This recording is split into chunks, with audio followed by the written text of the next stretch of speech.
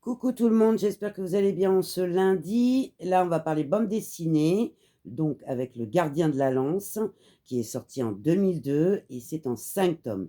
Là, j'ai déjà les 3 premiers. Alors pour l'histoire, j'ai mis 2 étoiles.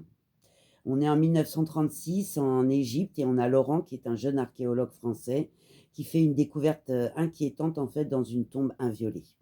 Et en même temps, à Berlin, on a le chancelier Hitler, en fait, qui confie une mission secrète à l'officier, SS Klaus et il le charge, en fait, de retrouver l'objet qui lui permettra de devenir le maître du monde et c'est bien sûr la lance, de Longinus qui a percé la poitrine du Christ. Voilà, donc j'ai mis 2 étoiles. Vous allez comprendre pourquoi, à la fin. Pour le dessin, par contre là, le dessin, j'ai mis 3 étoiles. On a un graphisme, qui est plutôt sympa, semi-réaliste, des traits un petit peu épais, mais on a des jolies couleurs tout de même. Voilà. Ah oui, tiens, je vous ai pas montré les autres, les les autres, comment dire? Oh, je vais y arriver, couverture. Donc ça, c'est le tome 2. Et là, on a donc le tome 3. Alors, on continue.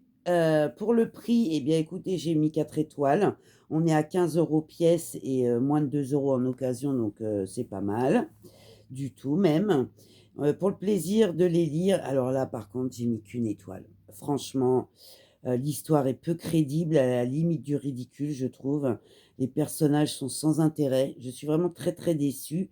On a un enchaînement laborieux, vraiment, on s'ennuie ferme. C'est bien dommage parce que pourtant, ça aurait pu être, très sympa, mais hélas, pas du tout. Ennuyeux au possible. J'étais vraiment extrêmement déçue. Donc, à vous de vous faire votre propre opinion en lisant tout de même, cette, collection de 5 tomes, de cette BD. Mais moi, en tout cas, j'ai pas été du tout convaincue. Voilà, bisous.